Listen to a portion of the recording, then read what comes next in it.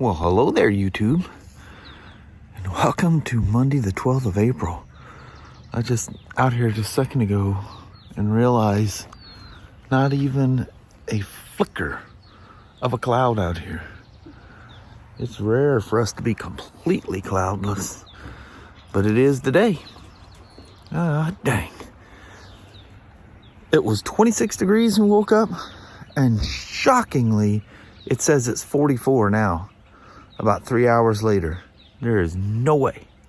It's always beautiful out there.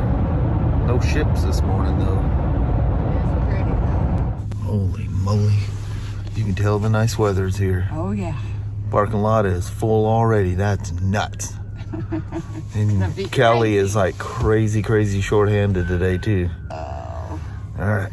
Wish you It's luck. 5 o'clock yet. All right, Mama. All right, bye. Loves you, bye. I love you. Try to keep you cool. Deep breaths. It's been another one of those days where I didn't film one thing at work. Oh, break my heart. That's what I seem to do the most of. We're changing up things here. There you go. But we're heading home. Sounds good. Come on along with us. All right. So the Road King broke. So I saved the time today so we could take this thing apart and figure out what's going on. Now, actually, we're gonna check the valves on this thing. She's nice and cold like she needs to be. Got the oil and filter changed. I'm a little concerned. I got it changed and the bike was still hot. Got my Lume Cube ring light out here. Let me add some light to it. But I got done with it and I'm letting it warm up to make sure the level and everything's good. And well, I kind of had this problem a few years back with my Venture. I switched to Motorex oil after getting orange level certified for KTM. And on the way home, the thing kept acting up and I thought the choke was stuck on because the idle was hanging high. And lo and behold, it turned out to be the Motorex oil was so slippery. Well, this thing's idling too fast with that Motorex oil in there. So I'll have to, I've got the manual on my MacBook over there. Once we're done, I don't know if it's controlled by air bleeds individually, which means I'll need to sync the throttle bodies and adjust it. I don't know, but I'm not taking that oil out. That Motorex is my oil. But that's pretty crazy. I mean, it kicked it up by about 700 RPMs. It sounds funny sitting here running. I thought, well, maybe it cooled off a little bit. Nope. So I've run across that before with Motorex. Magical stuff. I forgot to show you guys these. Kelly had 4 of these. She bought me 4 of these mats. You can link them together. I could just make a whole jungle room out of these things. But this is just one of the kits. There's 4 of them. Anyway, the tank comes off super easy. Get your fuel level gauge, your fuel pump, and then your 2 lines. One's an overflow, and the other one is, of course, the tank vent that goes to the evap. It's really straightforward. Flashlight out of there. Nothing to it. I'm going to remove the horns to get them out of the way just so I don't accidentally run that valve cover across it. I do see a little mark that was on there that, yeah, so that came from the factory. That's okay. Things like that happen. No harm, no foul. No big deal. Not gonna cry about it. I haven't noticed it because the tank kind of goes over it anyway. Anyway, let's get the valve cover off. This is like the simplest motor ever. After I just went to that K1600, you can really appreciate something like this. Boy, do I ever. Take them horns out, gives you a nice open path. slide that valve cover off. Don't have to worry about scratching anything up. Simplicity at its finest. Look how clean that looks. And it's got the little floating, the little kind of a roller tappet. Instead of the tappet just going directly metal, it rides in a little bucket on the end of the tappet stem there. You can actually see it move. That's really nice. KTM and those guys use that. Really nice.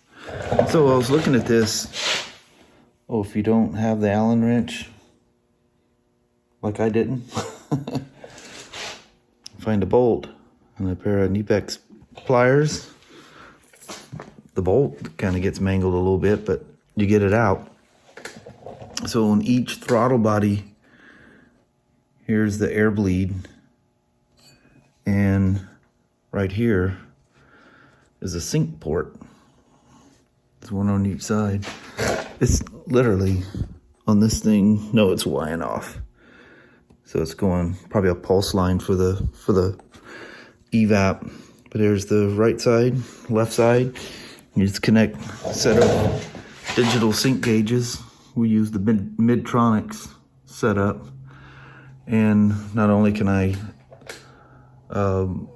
adjust my idle speed with those, when you do that, you need to make sure that the throttle bodies are balanced. There is an adjuster on the end of the throttle pulley where the cables are attached, but that thing's locked off. You do not want to touch that because you can cause the butterflies to wedge in the bore of the throttle body. Now you're buying a set of throttle bodies. But you can see the end. See, that's where the stopper is for this is your butterfly or pulley for the throttle. See if I can do this and make you see it. How can I do this? Let's turn the light on. Here we are. You can see underneath there, that's the stopper. But on the other side of that is a lock nut. Kind of looks like a tappet. Do not ever touch that. So simple. Just so simple. If you were a hack, and I mean heavy on the hack, you could rock this valve cover off to one side, do one side, rock it to the other side, do this side, but you'd be some kind of hack. Just take the valve cover off. Take the time, do it correctly. I've seen the end result of people that work that way. It's not good. It's careless, it's sloppy, just don't do it. So I was gonna show you how to easily get a bike on top dead center on the compression stroke. So let's see who's gonna move first. Okay, I see the other side moving. I do this, never turn these things over with a ratchet. I mean, I'm sure this bike is fine, but some bikes don't like a sudden jerk backwards. And a ratchet will spin sometimes on different positions. You want something you can hold on to it. I need a shorter T-bar though, don't I? So let's watch this one. So what you're looking for is the intake to open. Because the intake is going to open, allow fuel in, and then when the piston comes back up, it's on the compression stroke. So let's see if I can turn this one-handed. Okay, watch the intake valve. This side, don't pay attention to the other side. All right, so we've gone past, we're on the exhaust stroke. So it's had its, it's built up its compression, the spark is fired, the piston went flying down to the bottom, and now on its rebound, the exhaust valves start to open, and the piston's coming back up, letting the exhaust out. It's done with that cycle. So it's going to start a cycle all the way over again. So now the next thing it needs to do is inject fuel into the system. So what you'll see is now the intake valve's dropping, Do you see them right here moving down? You'll see them drop. It's really hard to do with this. It'd be easier with a ratchet, but I'm never gonna do that. And then when you see them, so let's just hold the camera still here, even though this is out of focus. You'll see them come back up. Okay, now it is taken a full intake. There's actually marks on the camshaft that cheat and tell you how this all works. But as soon as you see that intake valve go up, you want to watch for the piston coming up. And when it comes to the top, which you should have timing alignment marks there, you are at top dead center on the compression stroke. It is okay to adjust those valves. When the intake comes up, start looking for your marks and the piston to come to the top. The clearance, the specs, 0.08 millimeters and 0.18 millimeters, or 3 thousandths and 7 thousandths. But I've just checked the intakes. Royal Enfield, dude, you guys are the masters. That is literally both sides the absolute perfect clearance. That's amazing.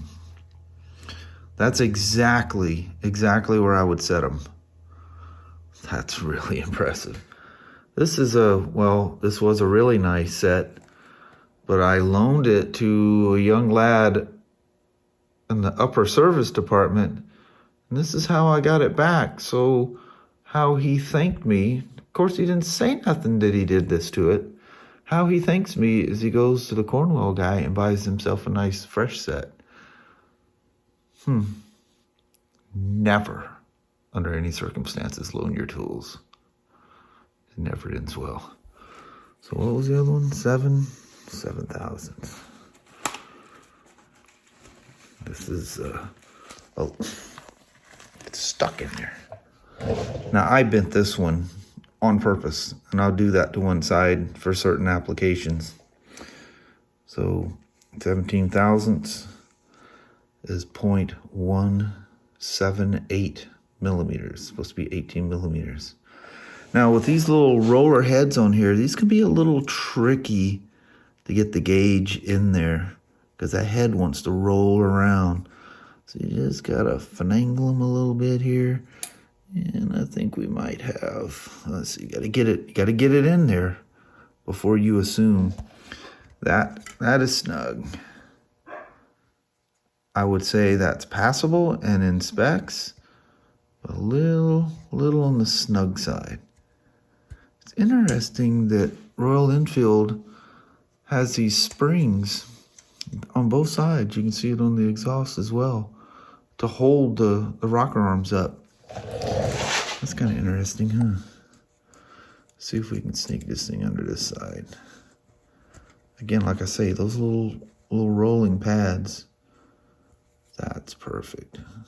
That's got, well, you got to be careful with it, because these pads will rock, and they can rock and actually bite your feeler gauge and give you a false. Yeah, that's perfect right there. Perfect, absolutely perfect. I'll try this one again. Oh, flew right through it. Try this one again, make sure it I gotta say, them little floaty little tappet things can be tricky. See if I can get her underneath here. There we are. You kind of manipulate it a little bit.